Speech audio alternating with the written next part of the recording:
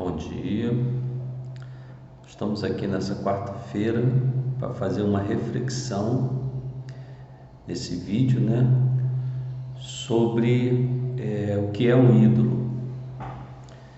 Então hoje nós vamos trazer alguns textos na Bíblia para mostrar o que é um ídolo, para as pessoas.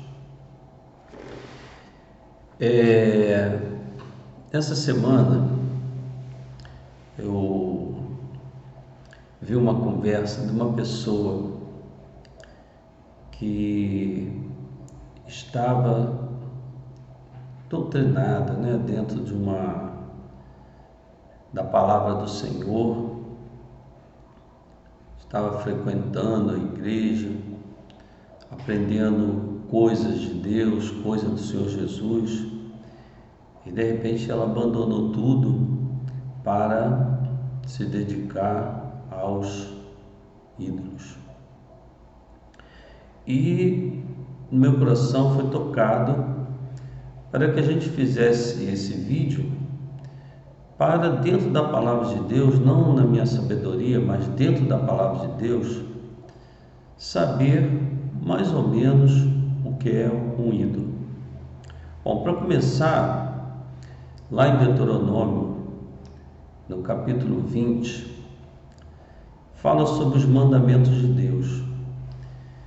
E um dos mandamentos lá fala que a gente não pode adorar estátuas, não pode se prostrar diante outros deuses. A gente tem que permanecer dentro do nosso Deus, lá no Velho Testamento. E o Senhor Jesus veio, morreu na cruz do Calvário para nos salvar, nos dar mais entendimento o que é a graça de Deus. Então já começa lá em Deuteronômio, nos mandamentos de Deus, dizendo que nós não podemos adorar a estátua nem se prostrar a ela. Pois bem, o que o apóstolo Paulo diz, mas antes de falar sobre o apóstolo Paulo, lá no Salmo 115, também fala que a pessoa construiu um ídolo de madeira, que o ídolo tem braço, tem boca, mas não fala, tem ouvido, mas não ouve, e vai se tornar igual a essa estátua aquele que adorar, quer dizer, não vai ouvir a palavra de Deus, não vai entender a palavra de Deus, não vai ter sabedoria dentro da palavra de Deus. Por quê? Porque começou a adorar os ídolos. Mas hoje, o Senhor Jesus, nesse tempo de amor, ainda continua de braços abertos para que as pessoas entendam, para que as pessoas abram os olhos e o coração, para que as pessoas venham entender. Então, por isso, nós vamos citar um texto aqui do apóstolo Paulo, que está lá em 1 Coríntios, a gente vai deixar essa referência nesse vídeo aí, lá em 1 Coríntios, no capítulo 10, do versículo 14 ao 22, que diz exatamente assim, na Bíblia Sagrada, Portanto, meus amados, o apóstolo Paulo falando, e o subtítulo disso é: o cristão deve fugir da idolatria. Portanto, meus amados, fugir da idolatria. Falo como a criteriosos, julgai vós mesmo o que digo. Porventura, o cálice da bênção que abençoamos não é a comunhão do sangue de Cristo? O pão que partimos não é a comunhão do corpo de Cristo? Porque nós, embora muitos, somos unicamente um pão, um só corpo, porque todos participamos do único pão. Considerai, ó Israel, segundo a carne. Não é certo que aqueles que se alimentam dos sacrifícios são participantes do altar? Que digo, pois, que o sacrifício a ídolos é alguma coisa? Ou que o próprio ídolo tem algum valor? Antes digo que as coisas que eles sacrificam é a demônios, que as sacrificam não a Deus, e eu não quero que vos torneis associados aos demônios. Não podeis beber o cálice do Senhor e o cálice dos demônios. Não podeis ser participantes da mesa do Senhor e da mesa dos demônios. Ou provocaremos o zelo do Senhor? Somos acaso mais fortes que o Senhor? O apóstolo Paulo aqui, ele está falando sobre os ídolos que naquela época as pessoas estavam adorando, aos ídolos, de pau, de pedra. E certa passagem aqui na frente vai falar que quando a pessoa se prostra a um ídolo, aquele ídolo ali não é nada, aquela estátua, aquela, sei lá, o que as pessoas fazem aí de pau, de pedra, de madeira, de ouro, de prata. Então aquele ídolo ali não é nada. Mas quando as pessoas se ajoelham perante aquele ídolo, vem um demônio, se esconde ali atrás e ouve o que a pessoa está pedindo ali. E a pessoa, em vez de estar, estou aqui, acho que eu estou pedindo a Deus, mas não, está se prostrando perante o ídolo e ao inimigo que se escondeu ali atrás daquilo, está ouvindo o que você está pedindo. Ele hoje tem força? Tem poder? Tem. O inimigo das nossas almas tem, ele pode se transformar no anjo de luz. E as pessoas estão ali, escutando, está fazendo isso. Então faz alguma coisa ali, a pessoa acha que aquele está fazendo alguma coisa. Mas na realidade, a pessoa está se prostrando aos ídolos, mudos. E o que vai ocorrer com essa pessoa é que não vai conseguir entender a palavra de Deus. O apóstolo Paulo aqui nesse texto, ele está falando da comunhão. Por exemplo, a igreja do Senhor Jesus, ela faz a Santa Ceia, que é o pão e o vinho, em memorial do sacrifício que o Senhor Jesus fez na cruz do Calvário.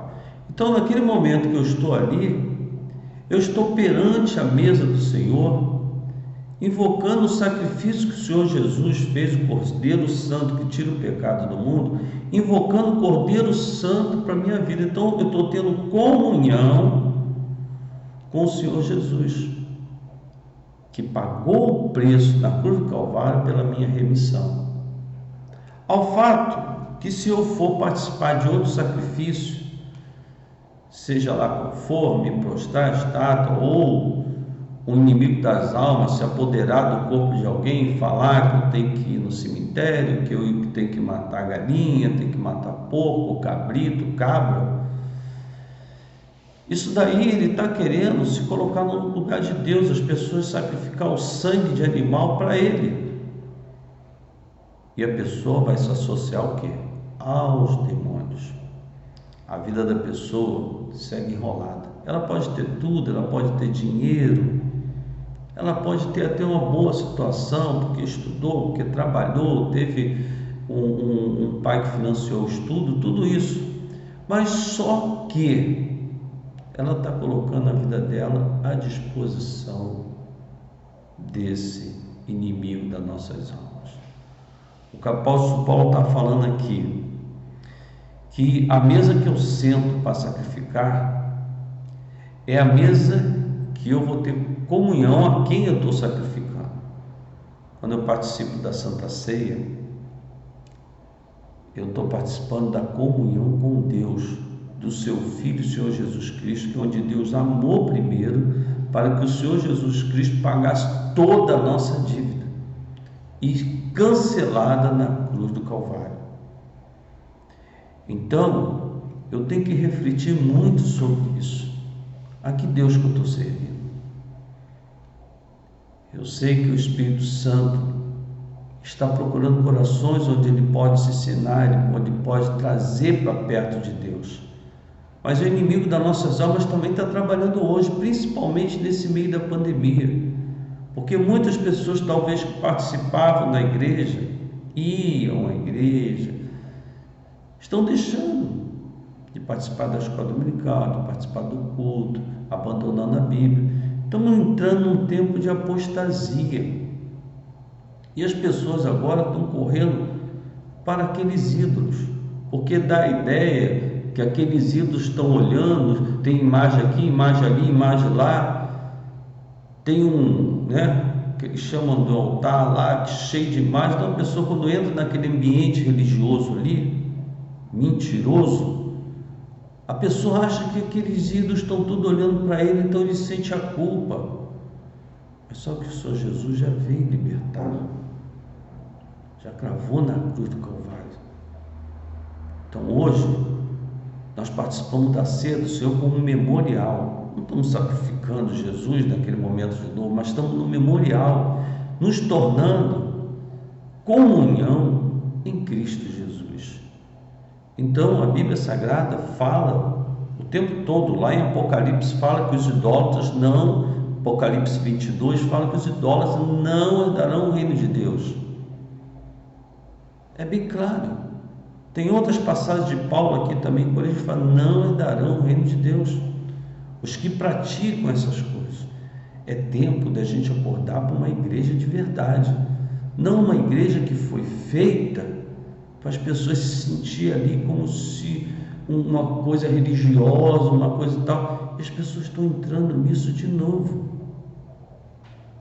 Mas a palavra de Deus está aqui. Eu sei que aquele que o Espírito Santo tocou, aquele que o Espírito Santo faz a obra, você não vai se meter com isso. Vai adorar o Senhor Jesus, glorificá-lo por tudo que Ele já fez por nós e porque pode fazer ainda lá para frente, colocando toda a nossa fé no Senhor Jesus Cristo.